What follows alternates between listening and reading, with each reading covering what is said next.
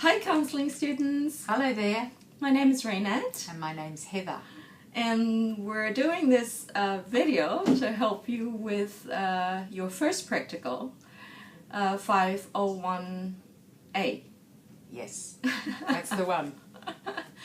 So first of all we will talk a little bit about what counseling is and go through what the interview that we just did, the counseling role play interview, and share with you a bit of the important points. What is counseling?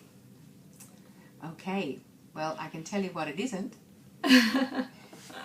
It's not fixing things for other people. It's not providing answers for other people. It's not judging other people. It's not making impossible promises like, I can make you feel better. I can't make you feel better. So it's no point in my telling you that everything's going to be better in 6 weeks' time. Well, it is about empowering clients, to grow in their own directions, towards their own goals. Yeah. It's really to assist them to find their own answers, not telling them what to do or advising them on what's good for them. And about respecting clients. Do no harm. That's the first rule of counseling. Yeah, do no harm. You know, there's lots of models in counselling. Oh yeah. You know, in that first section, did you notice in that first unit they've got the 5-stage model and the 4-stage model. That's and right. Then but really, in every counselling session, there's a beginning, there's a middle, and there's an end. And it's really important that you keep that in your mind every session. There's a beginning, there's a middle, and there's an end. What would the beginning bit be about? Well, a general greeting. We would greet the client.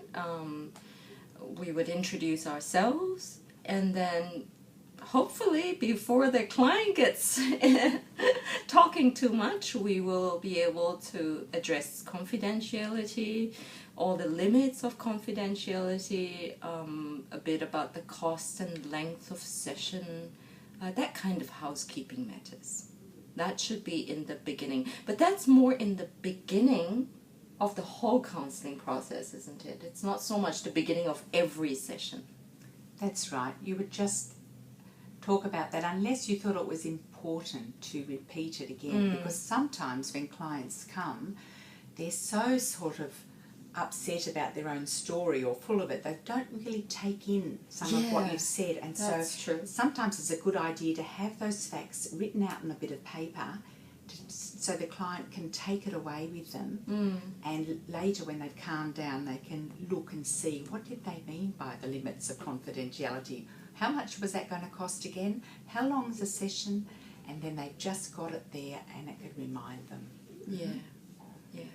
So it's very important to make that all clear to the client before they start revealing too much information, because you don't want to be caught in a situation where the client's told you something and you have not addressed confidentiality and is in fact something that you need to report on.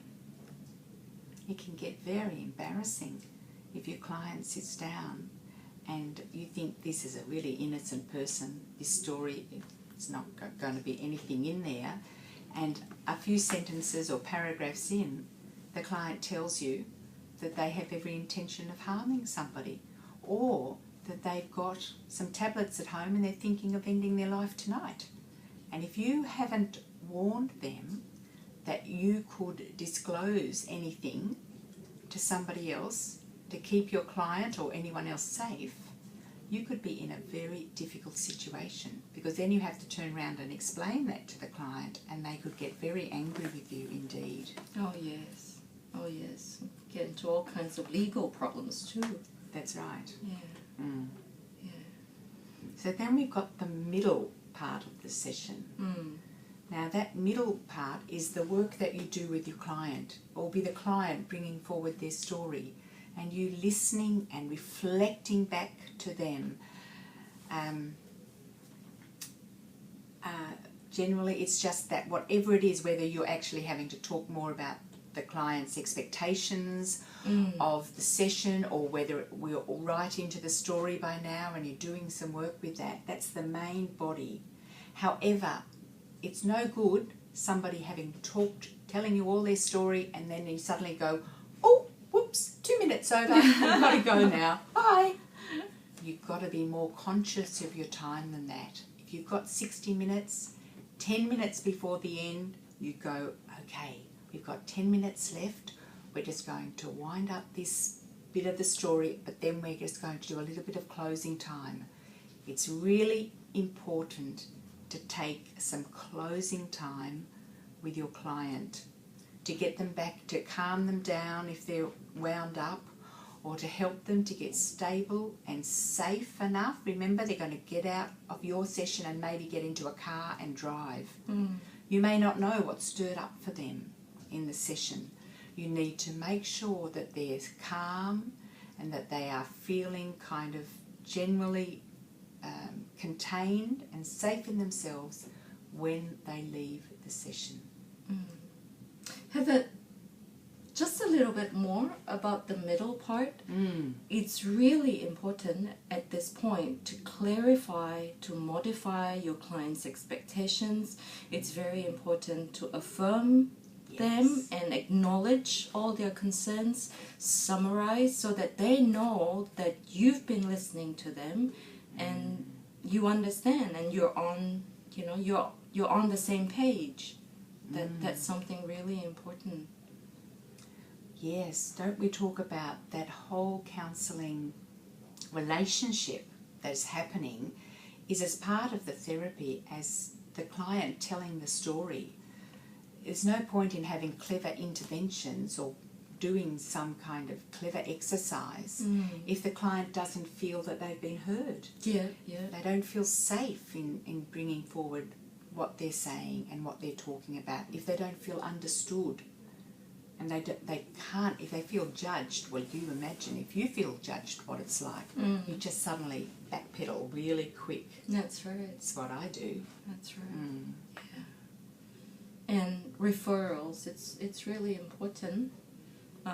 If you can identify certain issues that the client's facing that you are not competent or familiar enough with, to provide some referral resources. Yes. Yeah. Yes. So you can keep the client as your client, but if they might have some issues, in our example, role play, there was an abortion issue, also there was some reference to drinking and smoking, they might actually need some help. They might want to go to a program, a quit program, or they might want to join something like AA or some other kind of support group, or even some detoxing kind of services. Then you could help them to access those services and at the same time keep seeing you to sort out their immediate issues that they're really wanting some help with. And then, also throughout, it's very important to ask the client for feedback. Do they understand what you're saying? Do they want anything else clarified? Sometimes as you're talking, the client might feel like they shouldn't interrupt, or might be too shy to ask you to clarify what you mean. So it's really up to you to make sure that the client understands, and so asking them if they have any questions, to reassure them that it's whatever it is that they're going through is fine. Yes. That's very important. Yes, and always that care of the client, because clients in the role play, the person that Raynette was playing actually had a very clear idea about what at least some of their issues were, and was able to speak quite clearly They knew this problem, they knew that problem, they knew this was an issue, they knew that was an issue. But some clients, they come in and they're not even sure how to put into words why they've come. Or they may have something that they're afraid to actually tell you, so they might present a smaller issue. So just accept what your client says and just work with what they've brought you. And if you can build that trust between you and that care, and so that the person knows that they can speak without being judged, and they feel like they're being heard and they're being respected, well then they'll bring forward over time what they need to bring. Yeah. I think we've covered most of what you need for Prac 1. So good luck with it all. We really believe in you. You're our students. We're really looking forward to getting to know you and to travel with you in this journey. Oh, definitely. Definitely. Just before we leave, have a look at the observation sheet that you would have downloaded from Learning Spot, and make sure that when you're doing your prac, you will have a demonstration of all the points that are on there, because we're going to need to have a yes tick on all those points for you to have competency. Okay, so have a look through that, and you could even Yes. grade our role play and see if if we did demonstrate all of those points. You could do a little assessment on us. That'd be great. So you get that form out and you go through and see if you can find in that role play all of the factors, and you can let me know which ones I left out. Okay, well, good luck, and we'll make another video soon of something else that we can watch and discuss. Okay? Study well and contact us if you're struggling. Alrighty, bye. Bye bye now.